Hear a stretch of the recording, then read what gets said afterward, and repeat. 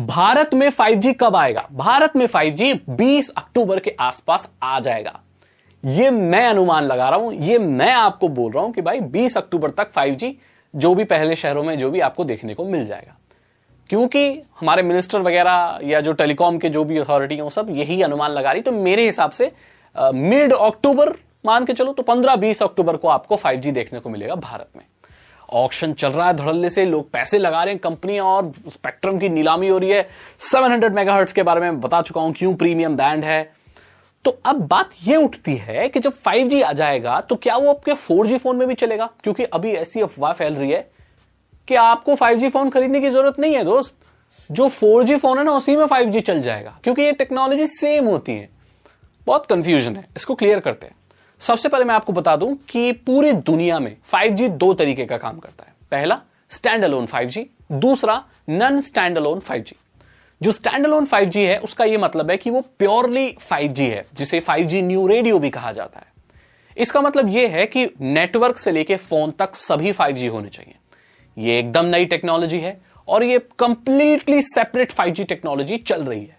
जबकि non stand alone 5G ये कहता है कि एग्जिस्टिंग जो भी हमारे पास 4G के इंफ्रास्ट्रक्चर है, जिसे LTE कहा जाता है, लॉन्ग टर्म इवोल्यूशन, उसी पर ही 5G चलेगा। मतलब टेक्नोलॉजी वही रहेगी बट इंटरनेट इतना फास्ट उसी टेक्नोलॉजी पर कर दिया जाएगा, उसी नेटवर्क पे एक अलग बैंड दे दिया जाएगा जिससे आपका 5G चलेगा। इस पूरी दुनिया में जितनी भी कंट्रीज हैं उनमें ज्यादातर जो 5G चलता है वो नॉन स्टैंड अलोन 5G चलता है। ये इसलिए कि इसको शुरुआत करने में, इसको चलाने में ज्यादा पैसा नहीं लगता, क्योंकि एग्जिस्टिंग 4G नेटवर्क का ही इस्तेमाल इसमें होता है।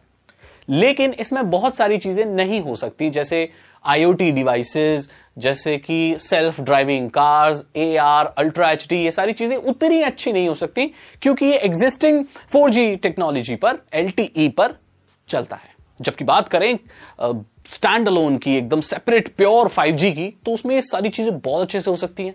अब लोग बोल रहे हैं कि फोन नहीं खरीदना पड़ेगा, तो ये बात सच है कि अगर नॉन स्टैंड अलोन 5G आता है तो आपके 4G फोन में ही चल जाएगा।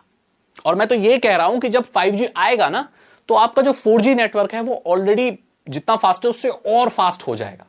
ये क्यों होगा?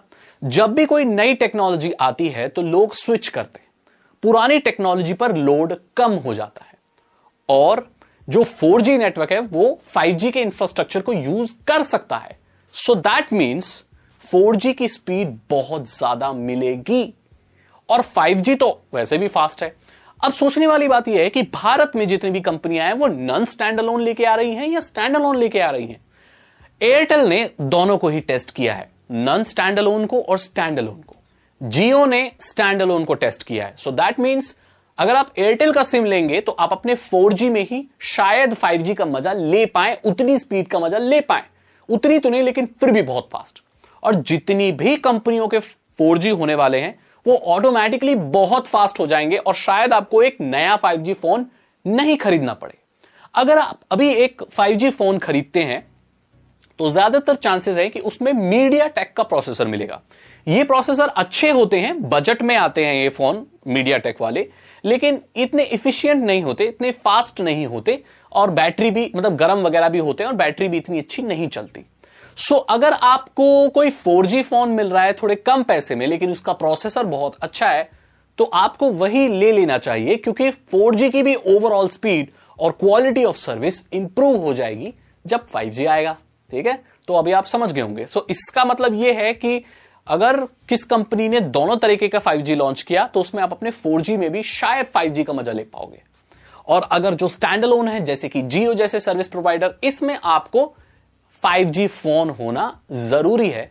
अब इन दोनों ही टेक्नोलॉजी के फायदे भी हैं और दोनों के नुकसान भी हैं। आप समझ गए इस चीज को? आई होप मैंने आपके डाउट क्लियर कर दिया और आपको बता दिया एग्जैक्टली आपको कब देखने को मिलेगा 5G। बहुत सारी चीजें पॉसिबल हो पाएंगी इसमें गाइस, पता है आपको। सेल्फ ड्राइविंग कार्स चल पाएंगी, AR का इस्तेमाल कर पाओगे, ऑगमेंटेड रियलिटी का, मेटावर्स बहुत ज्यादा रियलिटी हो जाएगी, ट्रैफिक लाइट्स। और आपको पता है भोपाल में टेस्ट किया गया है, वी ने, वोडाफोन आइडिया ने टेस्ट किया है और वो पायलट टेस्ट में 1 Gbps की स्पीड एक्सेस कर ली। 1 Gbps, ये बहुत बड़ी बात है। तो अगर इतनी स्पीड सबको मिलने लगी तो दोस्त भारत में ना बहुत कुछ हो जाएगा। और पता है बहुत लोग समझ रहे हैं कि भारत में 5G आ रहा है क्या बड़ी बात है, बहुत सारी नहीं है, बहुत सारी कंट्रीज में नहीं है। और एक अंदर की बात बताऊं, बहुत सारी कंट्रीज में स्टैंड अलोन 5G है ही नहीं और आगे कई सालों तक नहीं आ पाएगा। और भारत में आएगा तो ये बहुत बड़ी बात है भारत के लिए, इसीलिए इतना बज उठा हुआ है इसीलिए। और पता है आस पड़ोस के जितने भी देश है ना जो हमें पसंद नहीं करते, वो इस बात से बिल्कुल खुश नहीं है हमारे यहाँ 5G आ रहा है तो फालतू की चीजें फैलाने में लगे हुए हैं कि ये है वो है। ऐसा कुछ नहीं है भाई, बहुत बड़ी बात है, बहुत गर्व की बात है कि हमारे देश में अब नेक्स्ट जनरेशन की ये जो चीज आ रही है तो इसका हमें स्वागत करना चाहिए।